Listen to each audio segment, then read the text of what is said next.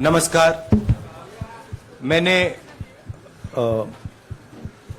आप सब से काफी बार बोला है कि हिंदुस्तान में लोकतंत्र पर आक्रमण हो रहा है और इसका हमको हर रोज नए नए उदाहरण मिल रहे हैं। सवाल मैंने एक ही पूछा था,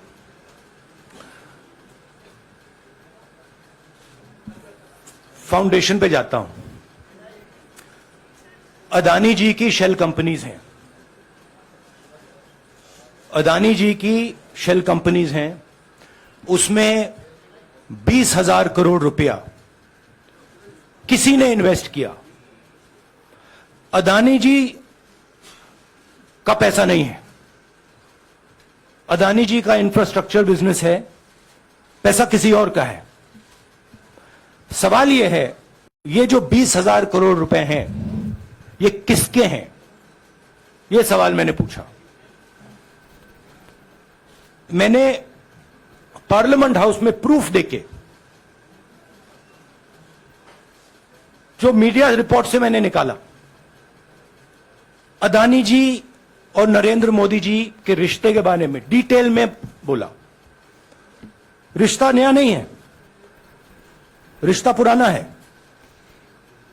जब नरेंद्र मोदी जी गुजरात के सीएम बने थे तब से रिश्ता है और उसके बहुत सारे पब्लिक प्रूफ्स हैं। हवाई जहाज में मैंने फोटो दिखाई, नरेंद्र मोदी जी बड़े कंफर्ट में बैठे हुए थे अपने दोस्त, अपने मित्र के साथ। पार्लियामेंट में मैंने दिखाई। यह सवाल मैंने पूछा। फिर मेरी स्पीच को एक्सपंज किया गया। मैंने स्पीकर को डिटेल चिट्ठी लिखी, पॉइंट बाय पॉइंट, कि मैंने कहा कि एयरपोर्ट्स अदानी जी को रूल बदल के दिए गए हैं। ये लीजिए रूल की कॉपी जिसको बदला गया है। चिट्ठी लिखी, कोई फर्क नहीं पड़ा। फिर मेरे बारे में मंत्रियों ने पार्लियामेंट में झूठ बोला कि मैंने विदेशी ताकतों से मदद मांगी। मैंने ऐसी कोई बात नहीं की है। मैंने कहा स्पीकर से, मैंने जाके कहा, स्पीकर सर, पार्लियामेंट का नियम है कि अगर किसी मेंबर पर कोई एक्यूजेशन लगाता है तो उस मेंबर को जवाब देने का हक होता है। मैंने एक चिट्ठी लिखी, उस चिट्ठी का जवाब नहीं आया। दूसरी चिट्ठी लिखी, उस चिट्ठी का जवाब नहीं आया। फिर मैं स्पीकर के चेंबर में गया। मैंने स्पीकर सर से कहा, स्पीकर सर, यह कानून है, यह रूल है, इन्होंने झूठा आरोप लगाया है, मुझे आप बोलने क्यों नहीं दे रहे हैं? स्पीकर सर मुस्कुराते हैं, कहते मैं नहीं कर सकता। और फिर उसके बाद आपने सबने देखा क्या हुआ। सवाल पूछना मैं बंद नहीं करूंगा। नरेंद्र मोदी जी का अदानी के साथ क्या रिश्ता है और 20,000 करोड़ रुपए किसके हैं, मैं पूछता जाऊंगा। मुझे कोई डर नहीं लगता इन लोगों से। और अगर ये सोचें कि मुझे डिस्क्वालीफाई करके, धमका के, जेल में डाल के मुझे बंद कर सकते, नहीं, मेरी वो हिस्ट्री नहीं है। मैं हिंदुस्तान के लोकतंत्र के लिए लड़ रहा हूं और मैं हिंदुस्तान के लोकतंत्र के लिए लड़ता रहूंगा। किसी चीज से नहीं डरता हूं, यह सच्चाई है। अब आप सवाल पूछिए। एक एक करके प्लीज। हम I'll say it in English also. Sorry. I'll say it in English also. The question begins a few weeks back in Parliament, where I asked the Prime Minister a very specific set of questions. Question number 1, 20,000 crore rupees or $3 billion are in shell companies owned by Mr. Adani. Mr. Adani could not have generated this money. He's an infrastructure business. Where did this money come from? Whose money is it? That was the first question. Whose shell companies are there? These companies are working in the defense field. Why does nobody know whose money this is? There is a Chinese national involved in this. Why is nobody asking the question, who is this Chinese national? That was the first question. Second question was, set of questions with proof. Were, what is the Prime Minister's relationship with Mr. Adani? I showed a picture of the Prime Minister and Mr. Adani's plane relaxing. I gave documentation about the defense industry, about the airports, about statements made in Sri Lanka, about statements made in Bangladesh, pictures of Mr. Narendra Modi sitting with the State Bank chairman in Australia. And I put this proof on the table. Immediately after that, the BJP started its work. My speech was expunged. I wrote a letter to the Speaker with a detailed explanation on the defense industry, on the airports, with press clippings, supporting documents, legal documents, and said, this is the supporting foundation of my speech. I have not made this speech, I have not invented this. This is detailed research, here it is. Nothing happened.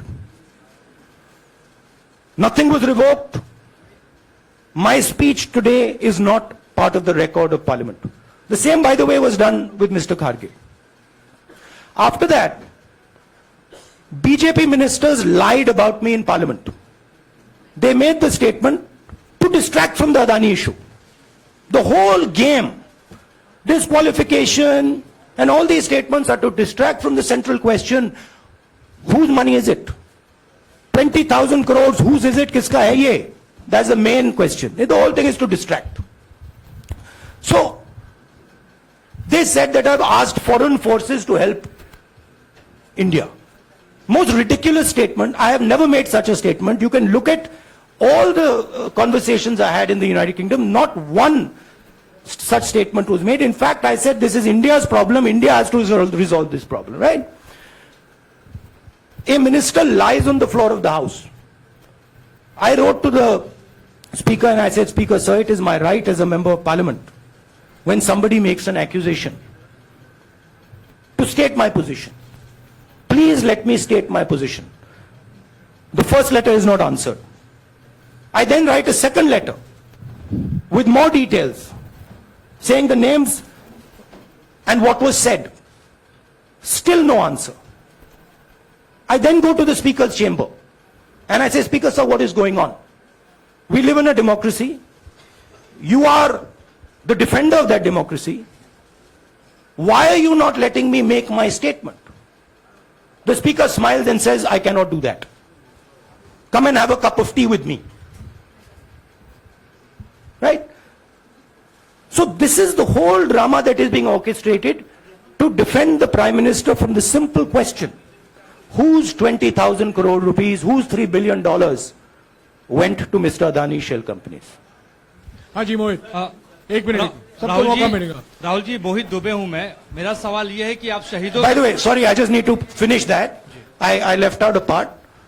Look, I am here defending the democratic voice of the Indian people. I will continue to do that. I am not scared of these threats, of these disqualifications, of these allegations, of these prison sentences. I don't care. I'm not scared of them. Okay? These people don't understand me yet. I am not scared of them. They are used to everybody being scared of them. I am not scared of them. Right? And I will continue to ask the question, what is the Prime Minister's relationship with Mr. Adani? It is an old relationship. It is a relationship that began when he was Chief Minister of Gujarat. Mr. Adani constructed the idea of Resurgent Gujarat, organized all that. This is a partnership. It's a close partnership. I'm going to keep asking that question. Rahul ji, मैं मोहित दुबे हूं. मेरा सवाल यह है कि आप शहीदों के परिवार से आते हैं. आपकी दादी भी डिस्क्वालीफाई हुई, जनता के बीच गई, आप सत्ता में वापस आए। आज के दौर में राहुल गांधी भी डिस्क्वालीफाई हो गए हैं क्योंकि तमाम आपने इश्यूज को उठाया, चीन के इश्यूज को उठाया। क्या राहुल गांधी भी जनता के बीच में जाएंगे और वही वापसी फिर से करेंगे? राहुल गांधी भारत जोड़ो यात्रा में 4.5 महीने जनता के बीच में रहेंगे और वो मेरा काम है, वो मैं करता जाऊंगा। हाँ जी अनवर, अनवर आज के हिंदुस्तान में जो पहले राजनीतिक पार्टियों को सपोर्ट मिलती थी, मीडिया से मिलती थी, बाकी इंस्टीट्यूशन से मिलती थी, वो नहीं मिलती है। तो ऑपोजिशन की पार्टीज को एक ही रास्ता है, जनता के बीच में जाने का। हाँ जी अनवर। सर, भारतीय जनता पार्टी ने आप पर ओबीसी समुदाय के अपमान का आरोप लगाया है, इस पर आप क्या जवाब देना चाहेंगे भारतीय जनता पार्टी को? मैं पिछले भारत जोड़ो यात्रा में, आप मेरी कोई भी स्पीच देख लीजिए, मैं वहां कह रहा हूं सब समाज एक हैं, सबको एक साथ चलना चाहिए, भाईचारा होना चाहिए, नफरत नहीं होनी चाहिए, हिंसा नहीं होनी चाहिए। तो मेरी पोजीशन बिल्कुल क्लियर है। ये ओबीसी का मामला नहीं है, ये नरेंद्र मोदी जी और अदानी जी के रिश्ते का मामला है। 20,000 करोड़ रुपए जो अदानी जी को पता नहीं कहां से मिले, उसके बारे में मैं सवाल पूछ रहा हूं और उसका जवाब चाहिए। बीजेपी ध्यान को भड़काने की कोशिश करती है, कभी ओबीसी की बात करेगी, कभी विदेश की बात करेगी, कभी कुछ और बात करेगी, कभी डिस्क्वालिफिकेशन की बात करेगी, मगर सवाल यही है 20,000 करोड़ रुपए, $3 बिलियन किसका था? संजय मिश्रा, और वो अदानी का पैसा नहीं हो सकता। संजय मिश्रा।